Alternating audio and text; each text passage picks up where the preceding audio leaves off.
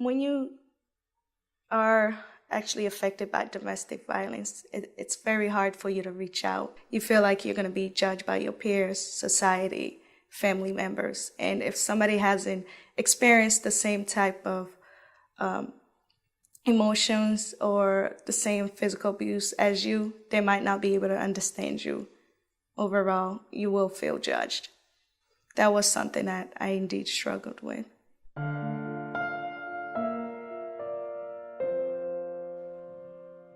Many of the families and the kids that come through Elizabeth Stonehouse doors have experienced multiple trauma. We see families that have dealt with domestic violence, with substance abuse issues, as well as mental health challenges as a result of the things they've experienced. So when we think about domestic violence, everyone always talks about the acts, like physical, emotional, sexual, psychological. But domestic violence is all about power and control. So adult programming at the Elizabeth Stonehouse includes our emergency domestic violence program, our transitional housing program, which works with families to be housed for up to 18 months.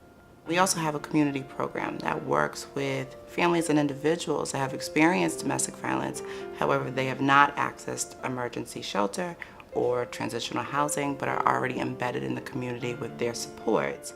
They just need additional support while navigating their life post-domestic violence, which includes the case management that we offer.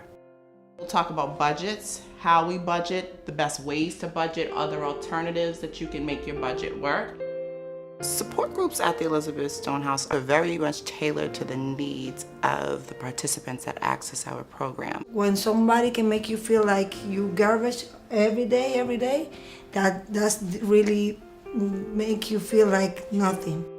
It's not just you, your kids, they can feel. There's somebody, sometimes they cannot express themselves, but they are suffering like you. Some kids are really withdrawn, slower to trust, they take more time to get to know you. I have other kids that in other settings are labeled as defiant or aggressive. All of it is a really normal reaction to the abnormal experiences that they've had. It's what's kept them safe before they've gotten here. And so our job is to help them have an opportunity to swap those behaviors with ones that are going to help them succeed into the places where they're going.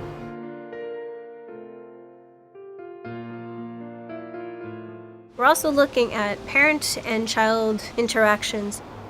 So one of the basic things we try to help our kids and our families do is to reintroduce rituals and routines and keep things feeling safe and stable.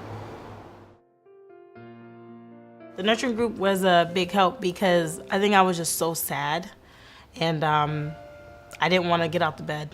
It just made me feel good. It just kind of really gave me some insight into who I want to be as a parent and who I don't want to be as a parent.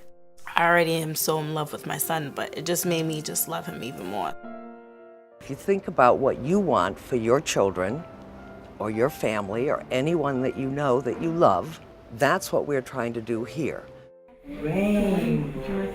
Nice.